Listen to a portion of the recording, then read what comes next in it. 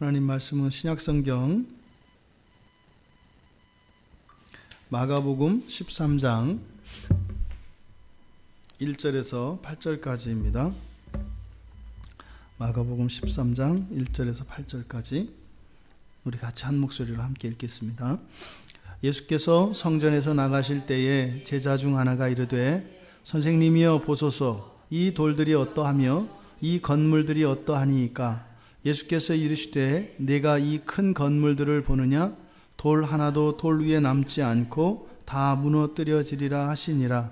예수께서 감람산에서 성전을 마주 대하여 앉으셨을 때에 베드로와 야고보와 요한과 안드레가 조용히 묻되 우리에게 이르소서 우리 때 이런 일이 있겠사오며 이 모든 일이 이루어지려 할 때에 무슨 징조가 있사오리이까? 예수께서 이르시되 너희가 사람의 미혹을 받지 않도록 주의하라. 많은 사람이 내 이름으로 와서 이르되 내가 그라하여 많은 사람을 미혹하리라. 난리와 난리의 소문을 들을 때에 두려워하지 말라. 이런 일이 있어야 하되 아직 끝은 아니니라. 민족이 민족을 나라가 나라를 대적하여 일어나겠고 곳곳에 지진이 있으며 기근이 있으리니 이는 재난의 시작이니라. 아멘. 다 무너뜨려지리라, 다 무너뜨려지리라 라고 하는 제목으로 설교하려고 합니다. 다 무너뜨려지리라.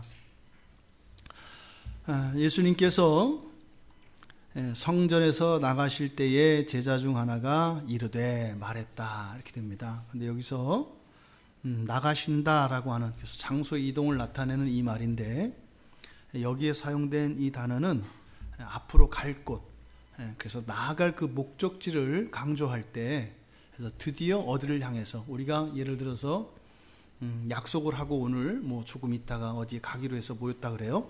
그래서 이제 마침 이제 시간이 됐고 다 모여서 나가잖아요.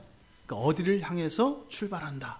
그럴 때 사용하는 말이 여기서 나간다라고 하는 그 말입니다. 그러니까 단순히 그냥 성전에 나가는 것을 이야기하는 것이 아니라 지금 이 성전에서 이 뒤에 보면 이제 감람산으로 가시는데 그 감람산으로 가시는 이것이 굉장히 특별한 일인 것으로 강조하고 있다 이 말이에요. 사실은 마가가 지금 여기서 나타내려고 하는 것은 그거죠. 이제 성전과 이제 작별 인사를 하는 겁니다. 여기에서 많은 일들이 있었지만 이제 이 성전과 작별 인사를 하는 겁니다. 이제 끝이지요. 이 성전 안에 들어오실 일이 없습니다. 이제 감람산으로 갈 거고 그 뒤로 이제 십자가 고난으로 이제 이어지거든요. 마가는 지금 그 부분을 성전에서 나가실 때라고 하는 이 말 속에 그것을 함축시키고 있습니다. 그런데 제자 중 하나가 이르되 선생님이여 보소서. 지금 여기 보니까 마가의 의도는 이 나가신다라고 하는 이 단어를 통해서 굉장히 종말론적으로 무거운 분위기를 연출하고 있어요. 그런데 그에 반해서 제자들은 어때요? 주님, 그리스도 이렇게 하는 게 아니라 뭐예요? 선생님, 굉장히 친밀감이 있잖아요. 그러니까 격의가 없잖아요. 그러니까 지금 뭐예요? 보람찬 하루에를 다 끝마치고 이제 두 다리 쭉 뻗고 쉬러 가는 이제 그런 모습. 제자들의 마음은 그래요. 그러니까 지금 예수님의 마음과 제자들의 마음을 의도적으로 마가는 이렇게 크게 대조를 시키고 있습니다. 그래서 선생님 이렇게 이제 말씀을 한 거예요. 여기서 이르되라고 하는 이거는 그러니까 이게 무거운 의미 있는 말이 아니에요. 그러니까 우리도 그렇지 않아요? 이렇게 좀 이제 친밀감이 있는 사람들 사이에 뭐 그런 걸 뭐 요즘 우리 이제 정세를 따르자면 뭐 대통령하고 그 여자분하고 둘이 나눌 때 뭐 언니 동생 하면서 뭐 이렇게 그런 격의 없는 그런 분위기를 지금 여기서 연출하고 있어요. 그러니까 마가가 보기에 제자들이 그랬다라고 하는 겁니다. 그러니까 제자들은 뭐예요? 항상 수고하고 애써요. 항상 수고하고 애쓰기 때문에 틈만 나면 자꾸 쉬려고 해요. 그리고 어떻게 해요? 틈만 나면 쉬어야 된다고 생각을 해요. 왜? 너무 애써서. 근데 주님은 단 한 번도 쉰 적이 없으세요. 지상에 머무시는 동안 단 한 번도 쉰 적이 없으세요. 마음 편안히 오늘 너무 힘들었다, 수고했다, 쉬어야 되겠다 이 마음이 없어요. 근데 우리 제자들은 하여튼 나름대로 열심히 했어요. 정말로 애썼어요. 그러니까 이제 조금 이제 쉬려고 하는 거예요. 오늘 하루 이제 퇴근 시간이니까 지금 이제 그런 분위기를 마가가 연출하고 있습니다. 그때 이제 그 제자 중에 하나가 예수님한테 이야기하는 거예요. 그러니까 뒤에 있는 내용들이 그러니까 뭐예요? 굉장히 의미 있는 얘기가 아니에요. 그러니까 그냥 뭐 사실은 이제 그 내밀한 마음속에 들어가면 그렇잖아요. 여러분들이 굉장히 어려운 분들하고 어떤 일들을 막 이렇게 했을 때 오늘 아주 뭐 일이 잘 됐고 내가 굉장히 수고했어. 내가 이렇게 막 그걸 인정받으려고 하는 건 아니지만 나도 모르는 사이에 왠지 더 친해진 것 같아서 이런 격의 없이 그 중간에 막힌 무엇인가를 허물려고 이렇게 할 때가 있어요. 지금 제자들이 하는 말, 뒤에 있는 말, 이 돌들이 어떠하며 이 건물들이 어떠하니까 지금 우리 말로는 의문문처럼 되어 있어요. 그죠? 그래서 제자들이 선생님한테 이렇게 물어보는 것처럼 나오지만 이건 그런 의미가 아닙니다. 그냥 한 거예요. 그냥. 여기서 제자들이 이렇게 한 말은 여기서 어떠하며 뭐 돌들이 어떠하며 이 건물들이 어떠하니까 이 어떠하다라고 하는 이것은 뭐냐면 지금 감탄문이거든요. 이 어떠하다라고 번역되어진 이 단어는 원래 뜻은 이런 거예요. 이거 도대체 어느 나라에서 온 거야? 이런 의미예요. 이게 하늘에서 떨어진 거야? 뭐 땅에서 솟은 거야? 와, 이런 게 다 있어? 이런 뜻이에요. 이 어떠하냐, 어떠합니까? 라고 하는 번역되어진 이 단어가. 그래서 성경에서 이 단어가 사용될 때는요, 사람들의 상상을 뛰어날 때, 너무 놀랄 때, 그럴 때 쓰는 말이에요. 마태복음 8장 20절에 가면은, 마태복음 8장 20절에서 예수님이 이제 바람을 잠재우는 일이 일어나요. 배 타고 가는데 막 배가 뒤집어질 것 같잖아요. 근데 예수님은 주무시잖아요, 태평하게. 그때 이제 제자들이 난리를 친단 말이죠. 그때 예수님께서 그냥 아무 일도 없다는 듯이 바람을 잠재워 버리세요. 그때 제자들이 뭐라고 해요?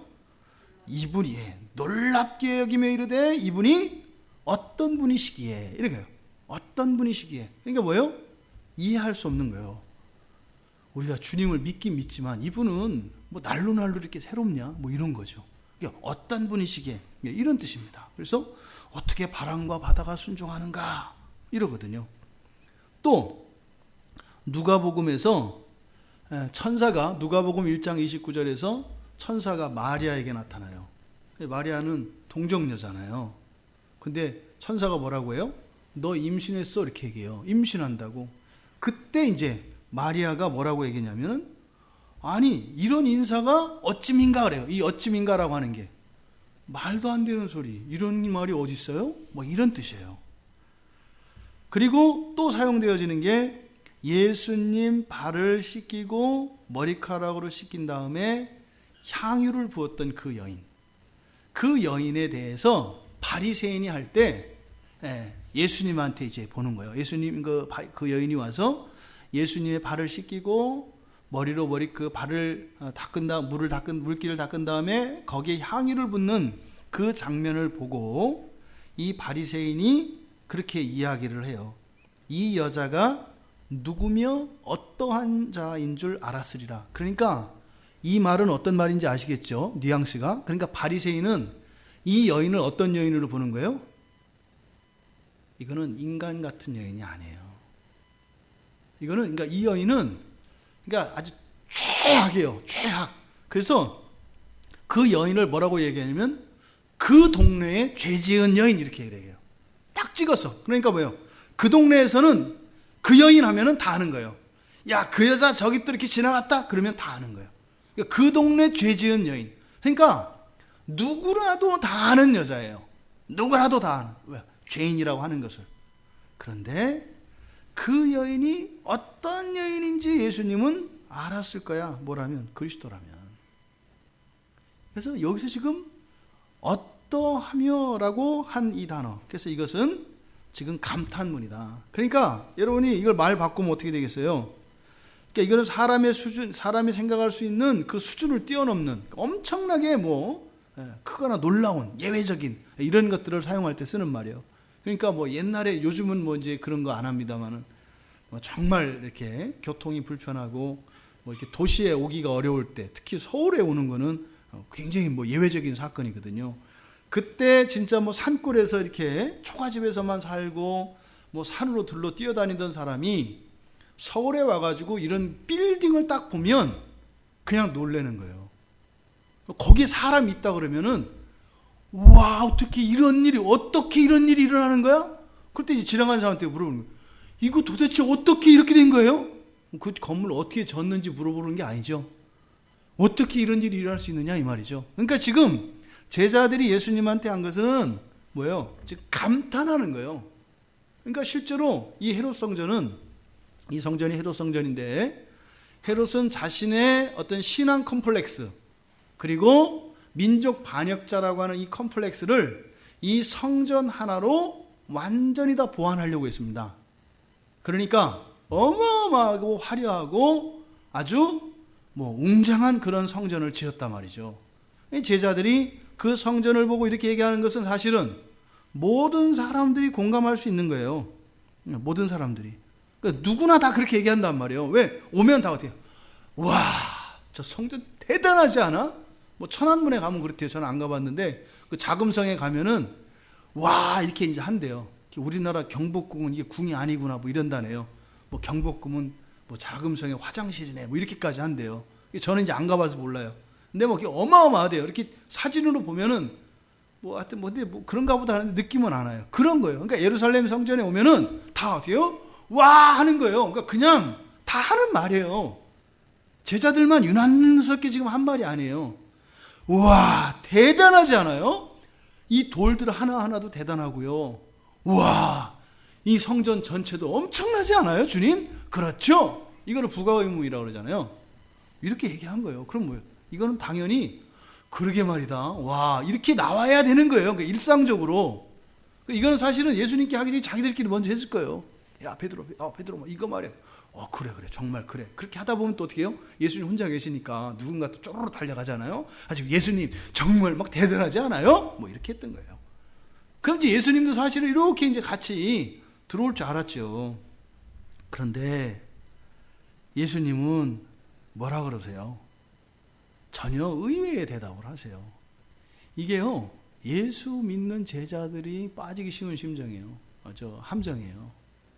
예수님과 함께 다니다 보면 있잖아요. 그리고 예수 믿고 기독교인이 되면은요, 이렇게 놀랄 일들이 많이 생겨요. 우와, 이거 대단하지 않아요? 우와! 이렇게 한단 말이에요. 그때 예수님이, 그럼 대단하고 말고, 이렇게 얘기하실 줄 알죠? 하나님 위대하십니다. 우리가 위대하다고 생각해봐요. 얼마나 위대하다고 생각했어요? 하나님은 시인 못해요. 하는 순간 별게 아닌 게 돼요.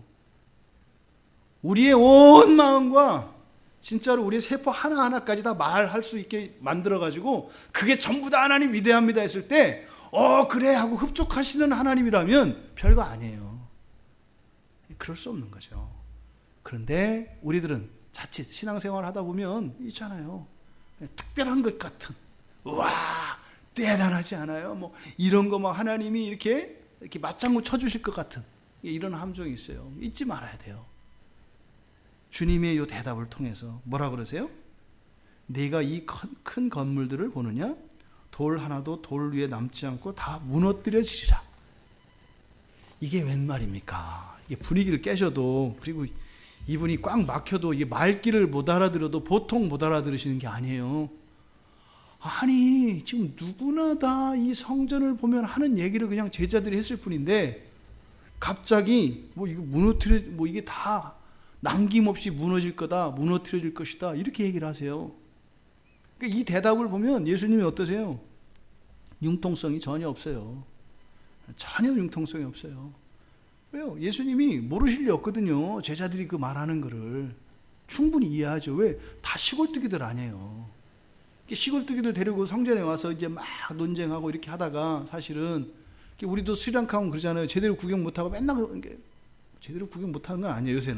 요새는 조금씩 가니까요. 그래도 예전에는 정말 그랬거든요. 새벽부터 빽빽빽빽 돌다가 그냥 비행기 타고 가서 내려서 차 타고 돌아다니다가 막 산속에 헤매다가 물론 이제 차창 밖으로 지나가는 나무들이 좀 크고 이파리가 넓고 가끔 원숭이 나가고 이런 건 있어요.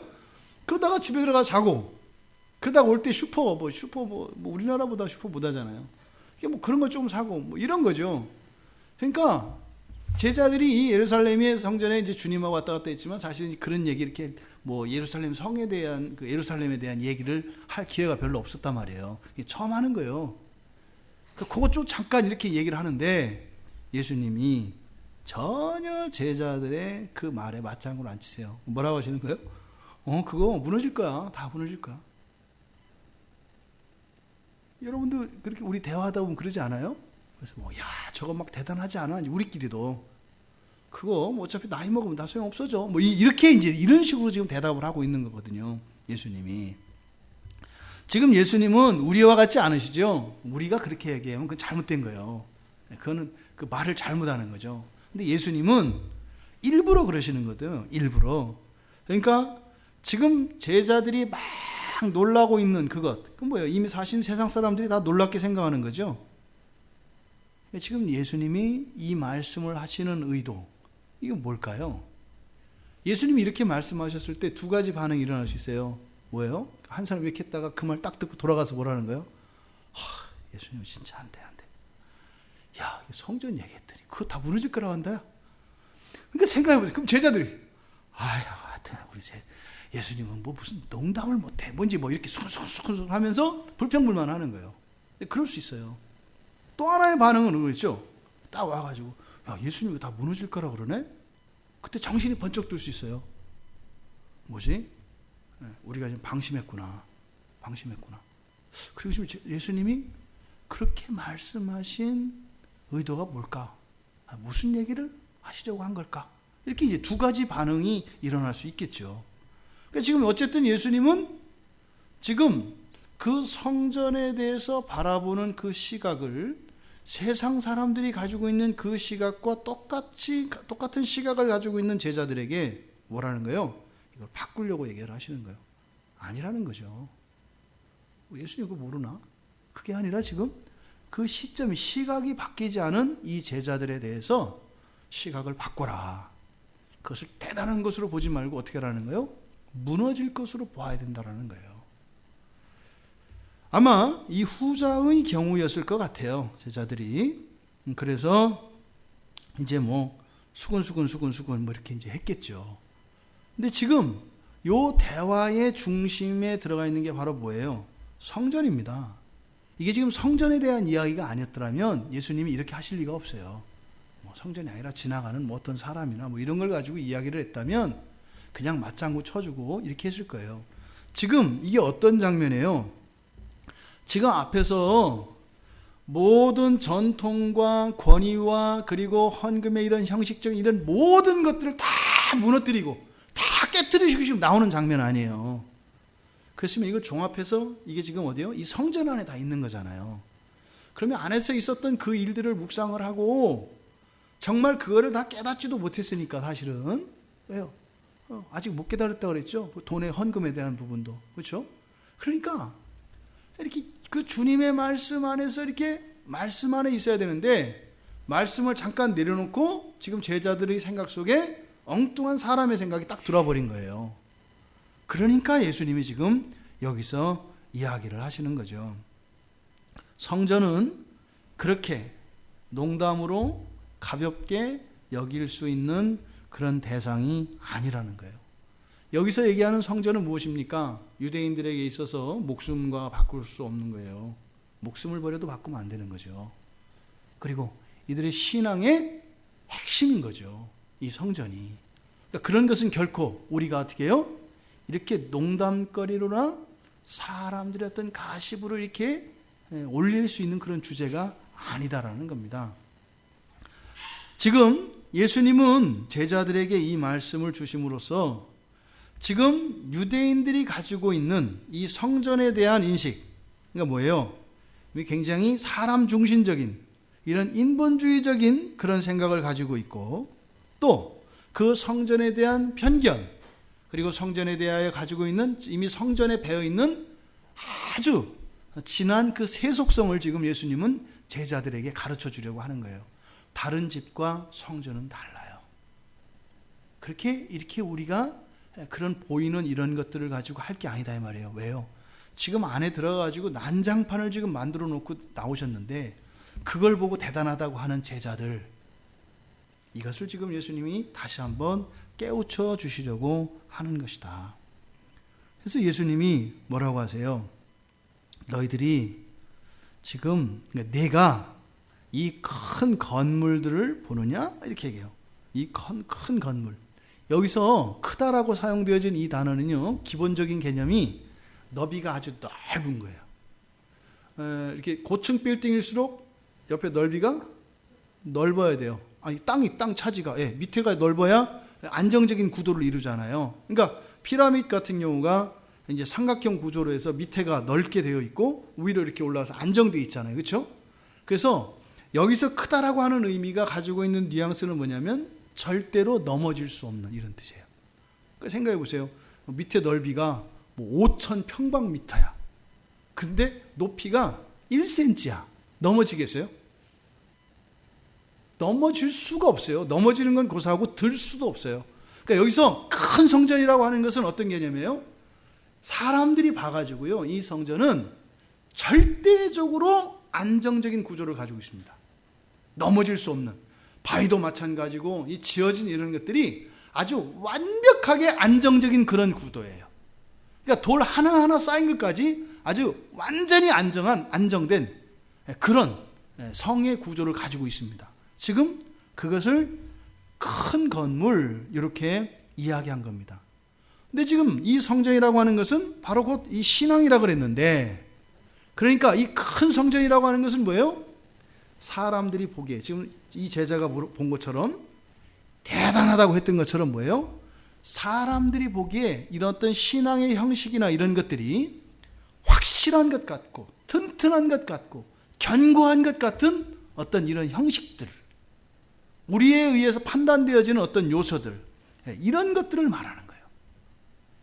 그것이 제자들에게 있어서는 엄청난 것이고 절대 넘어지지 않을 것이라고 하는 생각을 가지고 있는 것에 대해서 예수님이 뭐라고 하는 거예요? 이 큰 건물, 그게 어떻게 된다? 돌 하나도 돌 위에 남지 않고 다 무너뜨려질 거다. 이렇게 얘기해요. 지금 여기서요, 성전이라고 하는 것은 그리스도의 몸으로서 존재할 때 성전이 됩니다. 그죠? 그러니까 이들이 지금 바라보고 있는 이 성전은 일체화된 한 몸으로서의 성전이 아니라 어마어마한 돌들에 의해서 건축되어진 구조물로서의 이 집을 보고 있어요. 근데 성전은 그런 게 아니죠. 우리의 몸의 세포와 같이 지체와 같이 이렇게 나뉘어질 수 있는 게 아니에요. 이거는 그 전체가 그냥 하나인 거죠. 그게 중요한 거죠. 성전이 놀라운 것은 뭐라는 거예요? 많은 돌로 지어졌는데 그게 완전한 하나의 몸으로 된 게 중요한 것이지, 거기에 사용된 것들이 뭐 어마어마한 것들이고 이게 중요한 게 아니다라고 하는 겁니다.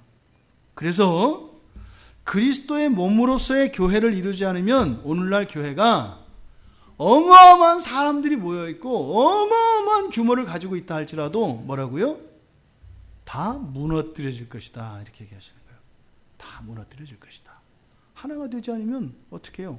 언젠가는 다 나뉘게 되어 있다는 얘기예요. 지금 여기서 돌 위에, 그러니까 돌 하나도 돌 위에 남지 않고 다 무너뜨려질 것이다, 이렇게 할 때 여기 이중부정을 써요. 그러니까 뭐요? 넘어지지 않는 것이 없을 것이다. 의도적이에요. 그러니까 이중부정을 통해서 그냥 안 넘어져 이렇게 얘기하는, 넘어져 이렇게 얘기하는 게 아니라 안 넘어지지 않는 것이 없을 거다, 이렇게 얘기를 해요. 그래서 반드시 결단코 넘어질 거. 근데 넘어지는데 어느 정도로 넘어져요? 돌 하나까지도 쌓여 있지 않다 이 말이에요. 돌 하나까지도. 그러니까 어떻게 해요? 뿔뿔이 완전히 돌멩이 하나씩 그냥 땅바닥에 쫙 펼쳐질 거다. 뭐가 좀 있는 것 같지만 다 펼쳐져서 이렇게 무너질 거다, 이렇게 이야기를 하고 계시는 겁니다.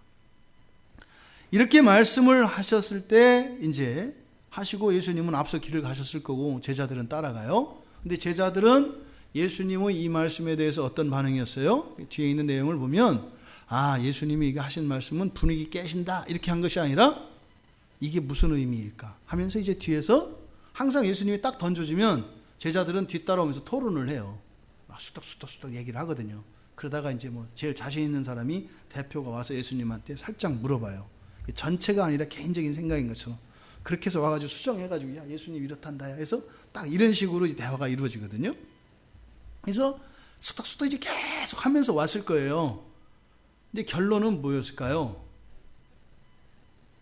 다른 사람도 아니고 예수님이 저 성전이 무너진다고 그랬어. 처음에 이들의 논의는 뭐였겠어요? 처음에 왜 이런 말씀을 했을까 이제 막 하다가 저게 정말 저 성전이 무너질까? 야, 저 봐봐. 저게 무너질 수가 있어? 일부러 무너뜨리려고 해도 저거 불가능하지 않아? 뭐 이런 얘기를 했겠죠. 근데 예수님을 아니까 이들에게 이제 결론이 내린 거죠. 예수님 말씀이니까 무너지긴 무너질 거야. 와, 그러면 저게 무너지려면 뭐 엄청난 재난이 있거나 무슨 환란이 있다는 얘긴데, 야, 이거 큰일 아니냐? 야, 뭐 넌 언제일 것 같아? 뭐 이제 이런 얘기를 이제 막 하고 온 거예요. 그래서 예수님이 감람산에서 성전에 마주대하여 앉으셨을 때에, 앉자마자 이런 뜻이에요. 감람산 딱 가져가지고 자리 잡고 딱 앉자마자 딱 와요. 근데 여기 보면은 보통 베드로, 야고보, 요한 이 셋은 항상 주님 곁에 따로, 또 주님이 따로 특별히 챙깁니다. 그죠? 근데 이번에는 누가 껴요? 안드레, 베드로 동생이 껴요. 베드로 그 형제 중에 그 안드레가 같이 껴요. 와가지고 뭐라고 해요? 조용히 묻되 그래요. 이제 우리말로 이걸 조용히 묻되 이렇게 했는데, 이 조용이라고 하는 게 무슨 뜻이냐면 개인적으로 이런 뜻이에요. 개인적으로, 사적으로 묻되. 그래서 아까 말씀드렸던 것처럼 앞에 선생님에게 이야기했다라고 하는 이 표현, 그리고 여기 나와서 또 감람산에서 예수님이 앉으시자마자 와서 제자들이 물어볼 때 개인적으로 물었다라고 하는 표현이 바로 이 제자들의 분위기가 이런 분위기였다라고 하는 거예요. 그 가운데에서 어쨌든 이들이 성전이 무너질 거다라고 하는 그 사실은 이제 믿었던 거죠. 예수님이 말씀을 하셨으니까. 그런데 지금 이렇게 개인적인 질문, 요거를 조용히 물었다, 이렇게 이제 우리말 성경에는 이제 해석을 한 거예요. 그러니까 아까 예수님께서 성전에 대해서 완전히 다른 시각을 가져야 된다, 이렇게 이야기를 하셨는데, 그리고 나서 지금 또 예수님이 앉아 있는 것도 뭐 어떻게 앉아 계시다 그래요? 성전을 마주 대하여 앉으셨다, 이렇게 얘기해요. 여기서 마주 대하고 앉았다라고 하는 것은 바로 앞에를 말합니다. 우리가 보통 코람데오, 그럼 뭐예요? 하나님 앞에서 현존의식 이렇게 하잖아요. 여기서 마주 대하여라고 하는 게 성전과 예수님 사이에 다른 게 아무것도 없어요. 지금 성전과 예수님이 딱 서로 마주보고 있는 이런 장면이에요. 그러니까 지금 성전하고 예수님이 딱 대조가 되는 거죠. 굉장히 상징적인 장면입니다. 이 성전, 무너질 성전과 반드시 무너질 것이라고 하는 그 성전과, 하지만 사람이 보기에는요 절대로 무너지지 않을 것 같은 성전. 근데 예수는 어떤 분이에요? 사람들이 보기에는 만만해 보이는 예수, 하지만 영원히 무너지지 않는 하나님이신 예수. 보이는 것과 정반대인 이 성전과 예수님을 지금 마가는 대조를 시키고 있는 겁니다. 지금 마가는 그래서 이 신앙에 관한, 이 성전에 관한, 즉 신앙이죠, 이 신앙의 문제를 여전히 개인적인 것으로, 그리고 세상적인 것으로 이해하고 있는, 아직 영적인 진리를 깨닫지 못하고 있는 이 제자들을 마가가 고발하고 있는 겁니다. 여러분, 우리가 신앙생활하면서 어떤 신앙의 형식 그 자체가 어떤 의미가 있는 것으로 여겨서는 안 됩니다. 신앙에는 형식이 있습니다. 형식이 중요합니다. 하지만 본질이 빠진 이 형식이라고 하는 것은 오히려 해가 됩니다. 본질이 빠진. 바로 예수님과 이 제자들과의 이 대화를 통해서 마가는 그 부분을, 지금 제자들이 어떤 거예요? 예수님을 따라다니고 있으면서 여전히 이 제자들은 어디에 속해 있어요? 형식적인 성전에 속해 있는 제자들이라고 하는 것을 보여주려고 한다, 이 말입니다. 지금 참 하나님이신 예수 그리스도가 지금 그 앞에 앉아 있습니다. 그 성전은 무너지고 안 무너지고가 중요한 게 아니에요. 중요한 것은 누구에게 있어요? 예수 그리스도께 있다 이 말입니다. 그런데 여전히 이 제자들의 관심은 어디에 있어요? 성전에 있고 그 성전에 대해서 알기 위해서 예수님께 지금 이야기를 하고 있다 이 말이에요. 예수님에 대해서 알아야지 성전에 대해서 알려고 할 것이 아니다라는 거예요. 우리의 관심이 예수 믿으면서 그러지 않아요? 나의 앞길을 밝혀주시옵소서 이렇게 하지 않아요? 그게 아니라 우리가 가장 먼저 마음에 둬야 하는 것은 바로 뭐예요? 하나님에 관한 지식입니다. 예수 그리스도에 관한 지식입니다. 근데요, 그거 다 알고 물어보면 이해가 돼. 근데 너무나 많이 모르면서 너무나 많은 엉뚱한 것들을 알려고 하는 이 제자들의 심리가 우리와 그렇게 다르지 않은 것을 보여주죠. 그 예수님께 와서 그중 하나 제자가 물어봅니다. 뭐라고 해요? 우리에게 요 4명이 이제 와서 큰 소리로 안 했겠죠. 그죠? 그리고 가볍게. 그럼 나머지 그 8명의 제자들은 어떻게 했겠어요? 12명 이렇게 있는데 넷이 예수님한테 우르르 몰려가는 거잖아요. 그럼 나머지 그 제자들이 얘기했을 거 아니에요? 왜 그러는데? 잠깐 우리 예수님하고 얘기 좀 하고 올게. 왜 무슨 얘기 하려고 그러는데? 아니야. 그냥 사소한 거야. 그냥 개인적인 거야. 이렇게 하면서 지금 4명이 가고 있어요. 제자들이 어떻게 되고 있어요? 나뉘잖아요. 4명과 8명으로 나뉘잖아요. 뭐에 대해서 얘기하는데? 성전에 대해서 얘기하는데 이 4명은 뭐라 그래요? 이거를 그냥 개인적인 거라고 생각을 해요. 별거 아니라고 생각해요. 그냥 우리끼리 우리가 좀 뭐 궁금해서 이렇게 하면서 4명과 8명으로 지금 나뉩니다. 그래서 그 4명이 예수님한테 가서 물어보는데 뭘 물어봐요? 언제냐는 거예요. 언제 그렇게 되냐는 거예요. 언제. 생각해 보세요, 여러분. 12명 제자들이 그 얘기를 쭉 하다가 성전에 대한 얘기를 하다가 4명이 이렇게 이제 개인적으로 뭐 얘기할 거 있다고 그러더니 갔어요. 그럼 뭐야? 지금 그 8명과 4명 사이에는 분명히 의견이 완전히 같지는 않아요.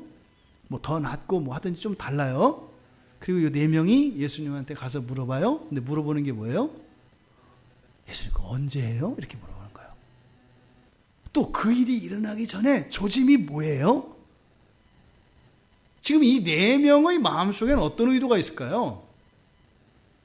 예수님이 말씀하신 거 저희들은 믿어요. 이렇게 얘기했는데요. 보니까 저희들 이게 4명은요. 예수님 말씀이 맞는 것 같아요. 근데 그게 언제예요? 이렇게 이제. 선생님, 우리가 예수님 제자들이잖아요.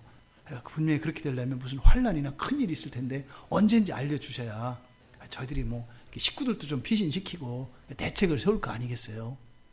이런 의도로 지금 요 4명이 물어보는 겁니다. 근데 있잖아요. 뒤에서 말하는 요 말. 우리에게 이르소서. 앞에는 조용히 묻되 이렇게 써요. 조용히 묻되가 개인적으로 묻는 거라고 그랬어요. 그런데요.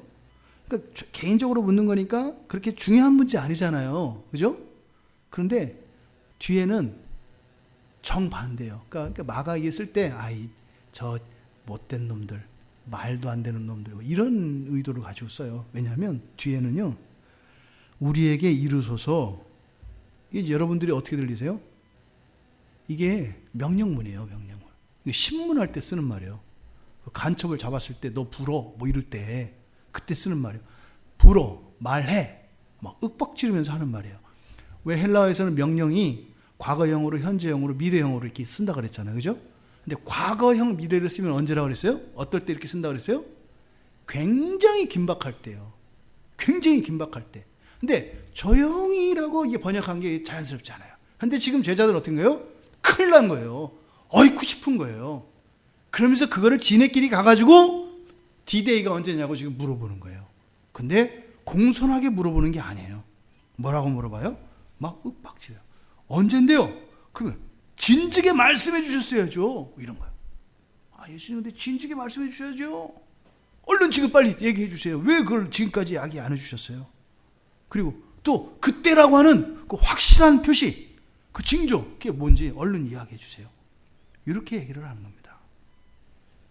지금 이 제자들 사이에서 이 나님과 또 제자들이 그 예수님 말씀을 듣고 믿었다고 하는 사람들이 지금 예수님께 일으키고 있는 반응을 보세요. 예수님, 내가 죄인인 거 알겠다 이 말이에요. 아이고, 내 이대로면 심판받는 거 알겠다 이거예요. 그래서 어떻게 해라고요? 믿음을 달라고요. 지금 내가 보니까 예수님 안 믿는 것 같으니까 빨리 지금 하란 말이에요. 어떻게 해요? 막 윽박 지른다고요. 빨리 나를 구원하시오. 내 죄인인 걸 깨닫게 했으면 빨리 구원해야죠. 망한다는 거 얘기했으면 언젠지 얘기해야죠. 이게 막 이렇게 윽박 지르는 거예요. 이에 대해서 예수님께서 이제 대답을 하십니다. 예수께서 이르시되 너희가 사람의 미혹을 받지 않도록 주의해라. 많은 사람이 내 이름으로 와서 이를 것이다. 그래서 5절에서 6절 그리고 7절, 8절 이렇게 해서 두 가지로 5절, 6절은 뭐 하라는 거예요? 주의하라는 거예요. 그렇죠? 조심해라. 주의해라. 그 다음에 이제 그 뒤에 있는 왜 그러야 하는지를 왜냐하면 이렇게 쭉 설명을 하시고 그 다음에 7절과 8절에서 뭐 하지 말라? 두려워하지 말라. 이 두 가지를 하신 거예요. 속지 마라. 속지 마라. 또 겁먹지 마라. 이 두 가지를 지금 예수님이 말씀하시는 내용이에요. 지금 5절에서 예수님이 말씀을 시작하셨을 때 이거를 강조하고 있습니다. 그러니까 예수님이 하신 이 말씀, 뒤에 나오는 이 말씀, 이것을 마가는 의도적으로 강조합니다. 예수님의 말씀이 중요하다는 거예요. 이게 이제 메인 이벤트다 이 말이에요. 그러니까 지금 이 기사를 통해서 성경을 기록할 때 성경을 읽을 사람들이 반드시 알아야 될 것. 그래서 그 교훈을 지금 이야기하는 겁니다. 첫째 어떻게 해라? 너희가 사람의 미혹을 받지 않도록 주의하라. 사람의 미혹을 받지 않도록. 이거는 이제 그대로 하면은 이제 사람이라고 번역을 해서 그냥 우리가 그 본문의 뜻은 드러나는데 조금 더 이 본문의 분위기를 잘 나타내기 위해서는 누군가 이렇게 해야 돼요. 부정대명사로. 누군가가 너희를 미혹하지 않도록 주의하라. 이렇게 하면 그냥 너희가 사람의 미혹을 받지 않도록 조심해라 그러면 그 초점이 어때요? 주어가 우리가 되잖아요. 마음 똑바로 지켜 긴장해 뭐 이런 의미다 이 말이죠. 그런데 여기서는 뭐예요? 주어가 누군가예요. 누군가. 그러니까 누군가를 주의해라 이 말이에요. 그러니까 너희들 자신을 조심하라는 게 아니라 뭐예요? 다른 사람 누군가를 조심하라는 거예요. 그러니까 어떻게 해요? 내 마음을 지키라는 게 아니라 지금 나에게 다가올 누구 그 사람들에 대해서 어떻게 해요? 항상 긴장감을 가지고 있어라. 이게 지금 주의하라는 거예요. 내 마음을 지켜라 이게 아니에요. 그러니까 우리 환경, 나에게 다가오는 어떤 사람 누구인지 모르지만 그래서 이때 누군가라고 하는 것은 모든 사람이 포함되는 거예요. 아무도 예외가 없어요. 아무도. 다시 말해서 이 세상에 있는 모든 사람은 다 너희들을 어떻게 할 것이다? 뭐 할 수 있다? 미혹할 수 있다는 거예요. 이 부분이 지금 강조됐어요. 이 세상에 있는 모든 사람은 예외 없이 누구나 다 너희들을 미혹할 수 있어. 그러니까 뭐겠어요? 이 세상에 있는 모든 사람들을 의심하는 얘기가 아니겠죠? 그러니까 뭐예요? 어느 순간 이 사람이 나를 미혹하는 사람이 될지 몰라요. 이런 사람 정해진 게 아니라 모든 사람이 기회만 되면 나를 미혹할 수 있다라는 거예요. 이것을 조심해라. 더더군다나 어떻대요? 많은 사람이에요. 한두 사람이 아니에요. 한 사람만 그렇게 와서 다 얘기했는데 한 사람만 와서 엉뚱한 소리를 하면 속겠어요? 안 속겠어요? 안 속아요. 근데 많은 사람들이 몰려와서 하면 유대인들에게는 항상 뭐가 있다고요? 두세 증인이 있으면 거짓이어도 그게 진실이 돼요. 유대인들 사고방식에는. 두세 사람만 증인이 되면 위증을 하면 이 사람이 누명을 쓰게 돼 있어요. 근데 유대인들 사회에서는 신전의식이 있기 때문에 거짓말을 못한다고요. 하나님의 이름으로는. 최소한. 그러니까 많은 사람이라고 하는 의미는 뭐예요? 안 믿을 수가 없는 거예요. 그러니까 많은 사람들은 사실은 미혹할 수 있어요? 없어요? 그런 일은 안 일어나요. 미혹은 한두 사람이 몰래 들어와서 미혹하는 거지 이렇게 많은 사람들이 미혹한다. 이건 있을 수가 없는 일이다 이 말이에요. 많은 사람들이 많은 사람들이 미혹할 거다. 그런데 더군다나 그 사람들이 어떻게 한대요? 많은 것도 어려운데 내 이름으로 와서 미혹할 거래요. 내 이름으로 와서. 지금 예수님의 이름으로 와가지고 많은 사람들이 미혹할 때 미혹받지 않을 사람이 있겠어요? 그 사람이 또 모아서 뭐라 그래요? 내 이름으로 와서 이르되 내가 그라. 내가 그라는 뭐냐면 바로 내가 예수님이다 이런 뜻이에요. 이거는 이제 우리가 생각하는 뭐 이만희처럼 내가 부활한 예수다 이런 것이 아니라 뭐예요? 내 말이 진리다 이렇게 얘기하는 거예요. 내 말이 진리다. 내가 하는 말이 예수님이 하는 말이다. 하나도 틀리지 않다. 이렇게 얘기한다 이 말이에요. 많은 사람들이. 그러면 어떻게 우리들이 많은 사람들이 예수님의 이름으로 와서 예수님의 말씀이라고 할 때 거기 어떻게 안 넘어가요? 아니 예수님의 이름으로 와서 많은 사람이 그렇다고 하면 우리는 어떻게 돼요? 그런 거라고 믿어야죠. 그런데 지금 여기서 우리말 성경에는 사실은 주의할 수가 없어요. 우리말 성경에서는. 많은 사람들이 예수님의 이름으로 이렇게 얘기를 하면 우리는 어떻게 돼요? 믿어야 돼요. 그잖아요. 근데 여기서 지금 우리말 성경에서 못 나타내고 있는 게 바로 내 이름 의로에서 의로라고 하는 요 말입니다. 의로. 내 이름으로라고 번역했는데 여기서 내 이름 의로라고 하는 요 말은 보통 성경에서는 전치사, 그러니까 영어로 하면 in을 써요. in, 안에. 또는 into, 그러니까 헬라어 n이나 ace를 써요. 그러니까 예수님 안으로, 예수님의 이름 안으로, 예수님 이름 안에서 이렇게 쓴단 말이에요. 그때 그거를 번역을 예수님의 이름으로, 주님의 이름으로 이렇게 번역을 하거든요. 근데 여기에 쓰인 전치사는 에피라고 하는 전치사인데 영어로 말하면 on 이런 뜻이에요. on. 그러니까 예수님의 이름 위에서 이런 뜻이에요. 근데 그거를 지금 예수님 의로라고 번역을 했기 때문에 이게 그러니까 우리말 성경에서는 이게 무슨 말이지? 이렇게 되는 거예요. 근데 헬라어 성경에서는 예수님 이름 위에 이렇게 돼 있어요. 예수님 이름 위에. 예수님 이름 위에 있다. 이거는 예수님 말씀 안에 있는 게 아니라 뭐 있는 거예요? 그냥 예수님 말씀과 상관없이 말은 하는데 그것과 상관이 없어요. 그냥 단지 도구로 사용된다 이 말이에요. 우리가 믿으면 어떻게 돼요? 예수님의 말씀을, 예수님의 이름을 믿으면 어떻게 돼요? 그 안으로 들어가죠. 우리가 예수님을 믿으면 예수님 안에 있게 돼요. 그런데 이 사람들, 이 많은 사람들은 어떻게 돼 있다고요? 예수님의 그 이름 위에 있다 이렇게 얘기해요. 위에. 그러니까 다시 말해서 내 이름 위에서 내 행세를 할 것이다 이런 거죠. 그러니까 예수님의 말씀이 아닌데 마치 예수님인 것처럼 그런 행세를 할 거다 이런 거죠. 마태복음 7장 22절에 보면 거짓 선지자들이 이제 나와요. 그 뭐라고요? 우리가 주의 이름으로 선지자 노릇하며 주의 이름으로 귀신을 쫓아내며 주의 이름으로 많은 권능을 행하지 않았습니까? 이들이 누구라고 그랬어요? 거짓 선지자라고 그랬죠. 요 사람들이 이렇게 주의 이름으로 할 때 이때는 관사 없이 써요. 마태복음에서는 관사 없이 관사를 쓰지 않아요.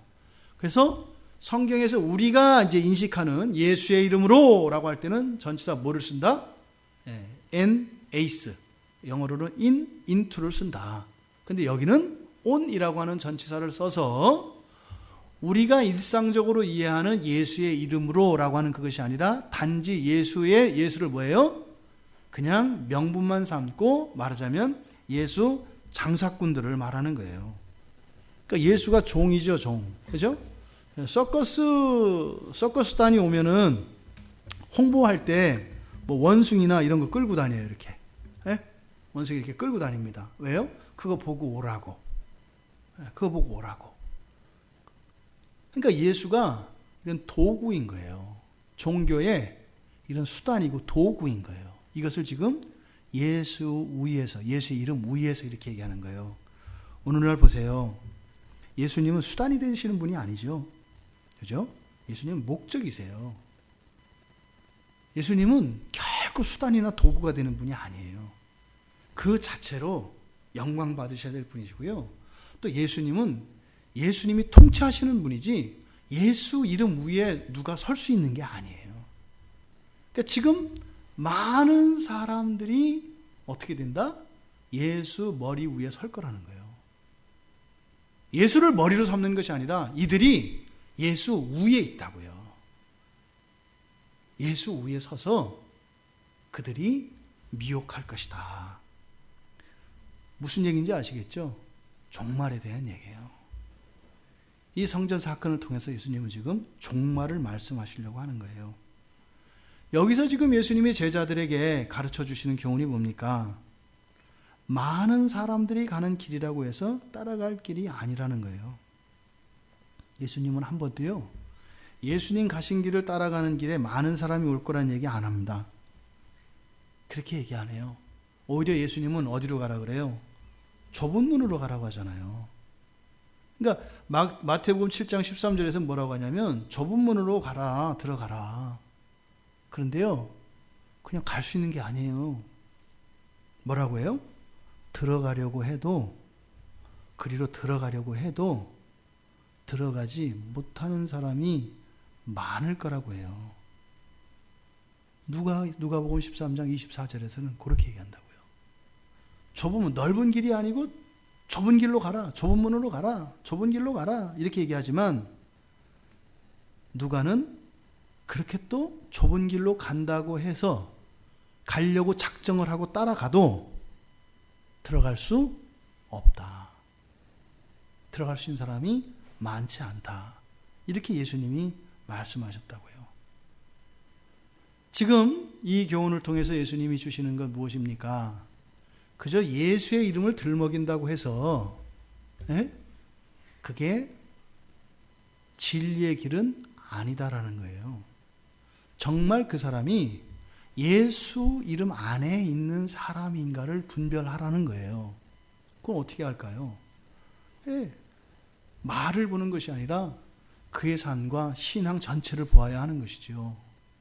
또 많은 사람들, 많다고 하는 그것이 결코 우리들이 진리라고 하는 증거가 될 수 없다라는 거예요.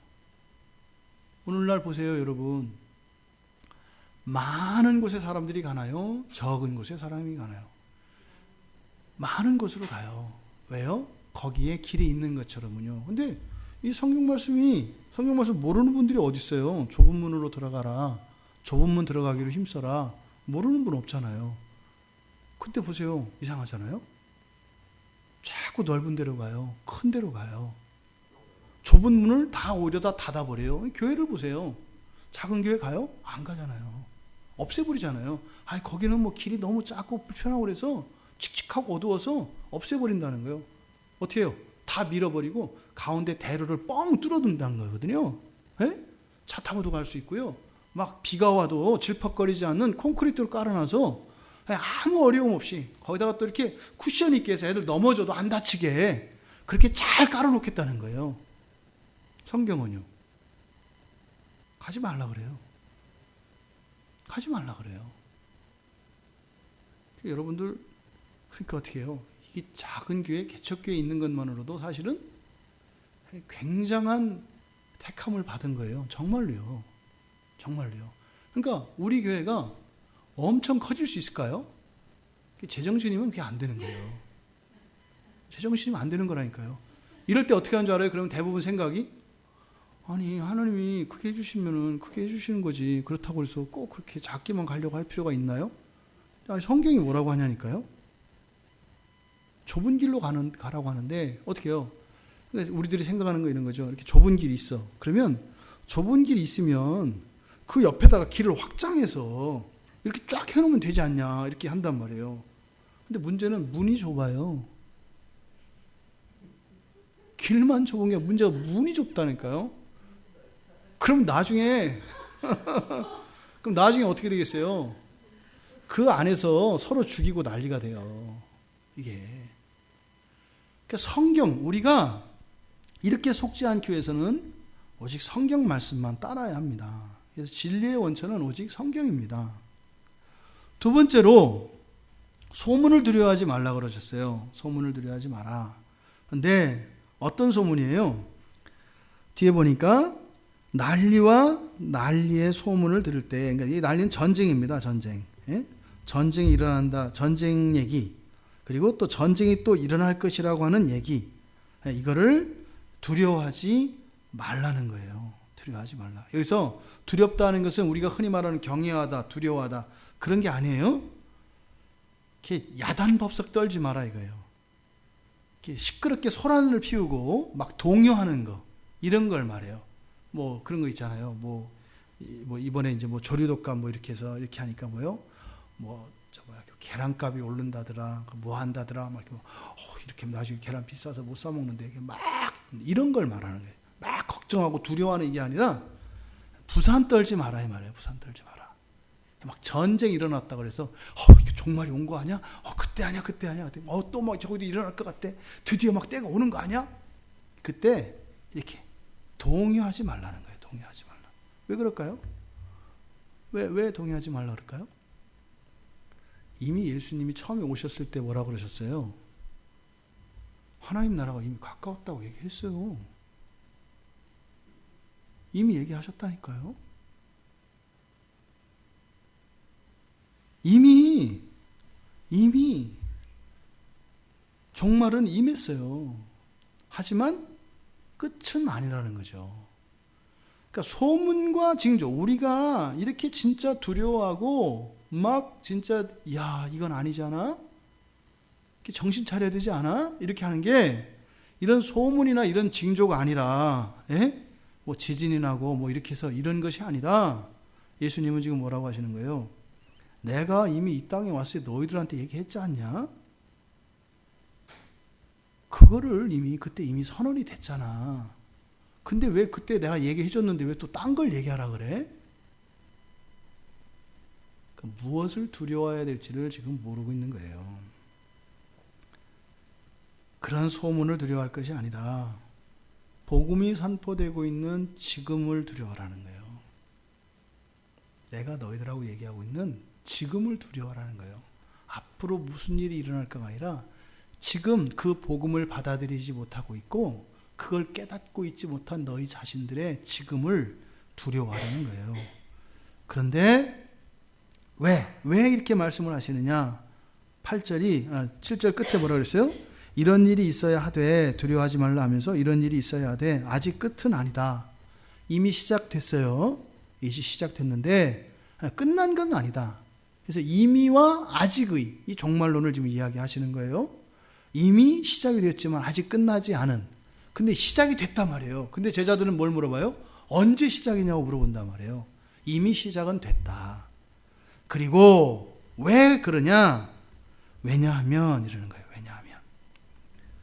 왜 이렇게 두려워하지 말아야 하냐면 왜냐하면 8절에 있는 내용 이렇게 민족 간의 전쟁이 일어나고 나라 간의 전쟁이 일어나고 지진이 일어나고 기근이 일어날 것이기 때문이다. 그런데 이거는 징조가 아니라 뭐라고 하는 거예요? 재난의 시작이다. 이 재난이라고 하는 것은 여기서 재난이라고 번역된 이 단어는 해산의 고통, 데살로니가전서 5장 3절에서는 해산의 고통이라고 그래요. 산전, 산통, 그렇죠? 산고. 그래서 해산의 고통이라고 번역을 합니다. 또 사도행전 2장 24절에서는 사망의 고통이라고 번역을 해요. 이 단어를. 그러니까 여기서 재난이라고 하는 것은 아주 지독하고 끔찍하고 아주 극심한 고통을 이야기합니다. 이거는 우리가 사는 동안 겪는 이런 걸 말하지 않아요. 여기서 말하는 재난은 뭐예요? 바로 하나님의 진노의 잔이 부어질 때 심판으로 말미암아 겪는 고통을 말해요. 죽음보다 더한 고통. 그러나 죽을 수 없는. 그러니까 너희들이 지금 징조를 얘기하는데 지금 이런 것들, 그런 징조들은 징조가 아니라 사실은 이미 징조는 나에 의해서 복음이 선포되어질 때 징조가 시작된 것이고 너희들이 말하는 징조는 사실은 뭐라는 거예요? 심판의 시작이다. 그땐 징조가 아니라 이미 끝났다. 그 즉각 심판이 시작되는 것이다. 지금 돌이켜야 한다. 이렇게 예수님이 말씀을 하시는 것입니다. 제자들의 이 이야기에 대한 또 질문에 대한 예수님의 대답은 아주 간명합니다. 종말은 반드시 임한다는 거예요. 성전이 무너지는 것처럼 종말은 반드시 임한다. 하지만 이미 종말은 어떻게 됐다? 시작되었다. 더 이상의 징조는 없다. 더 이상 징조는 없다. 그러니까 어떻게 하라는 거예요? 지금만이 돌이킬 수 있는 유일한 기회다. 지금 이 시간만이 돌이킬 수 있는 유일한 기회다. 이렇게 말씀을 하시는 겁니다. 그러니까 뭐예요? 정신 똑바로 차리고 신앙생활을 제대로 하라는 거예요. 근데 여기서 지금 포커스를 맞추고 있는 것, 그래서 뭉뚱그려서 신앙생활을 잘해라 이런 것이 아니라 여기에서 포커스를 맞추고 있는 것은 바로 개인적인 신앙을 이야기합니다. 개인적인 신앙. 그리고 그 개인적인 신앙을 버려라. 그리고 신앙을 이렇게 개인적인 것으로 여겨서는 안 된다라는 거예요. 신앙은 그런 게 아닙니다. 나나 구원 이렇게 하는 순간 이것은 잘못된 길로 가요. 그렇게 되는 게 아니에요. 나의 구원하면 항상 공동체 구원이 항상 묶여가는 거예요. 왜? 한 몸이기 때문에. 구원이라고 하는 것은 이렇게 돌과 돌들로 인해서 이루어진 성전, 이게 아니라 뭐라는 거예요?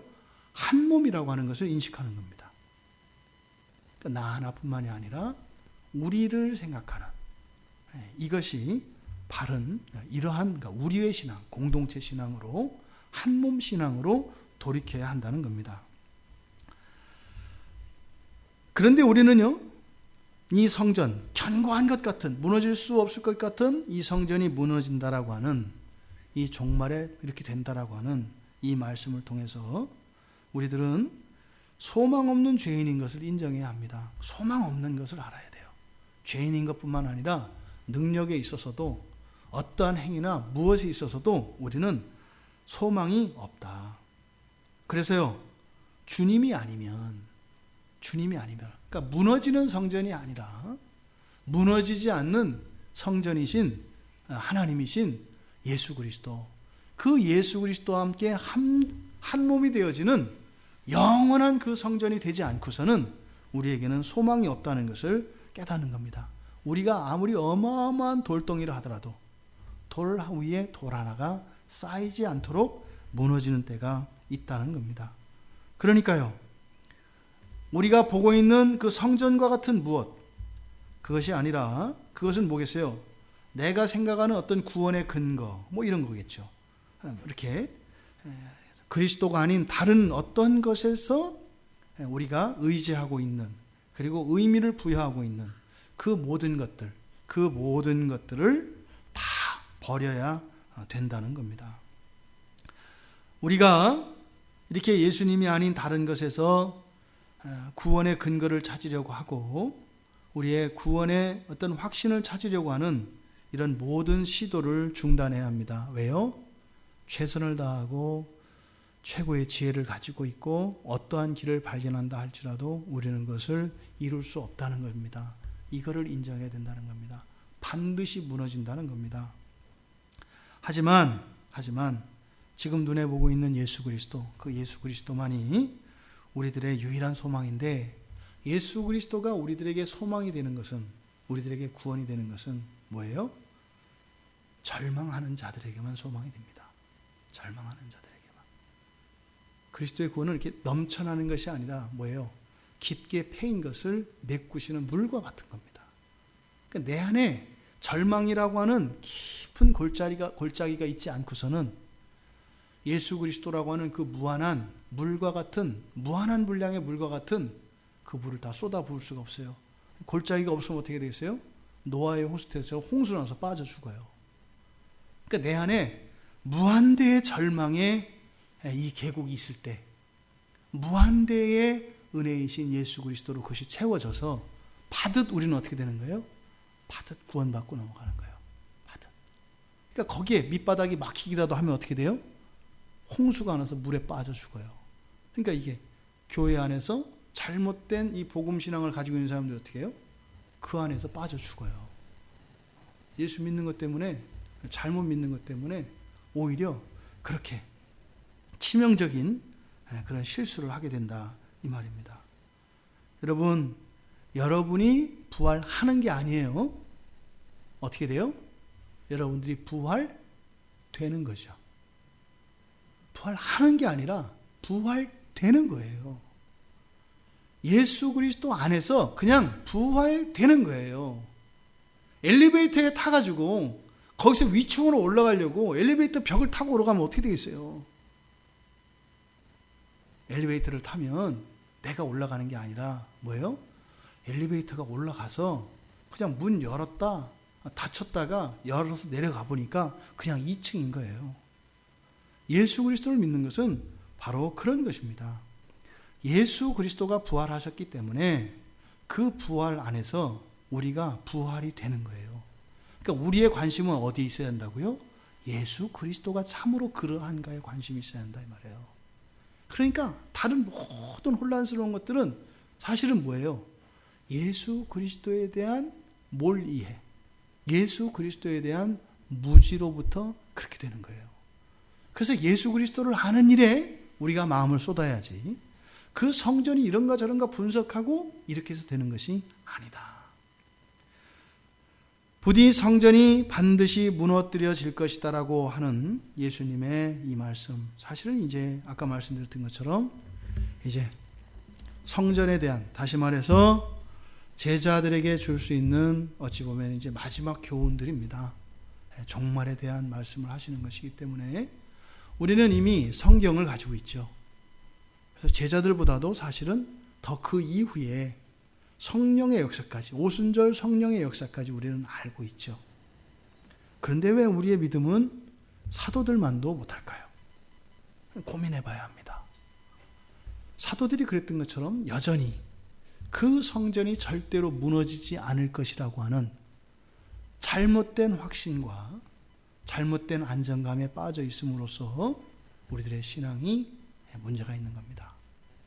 여러분, 예수님께서 성전은 반드시 무너뜨려질 것이라고 말씀하십니다.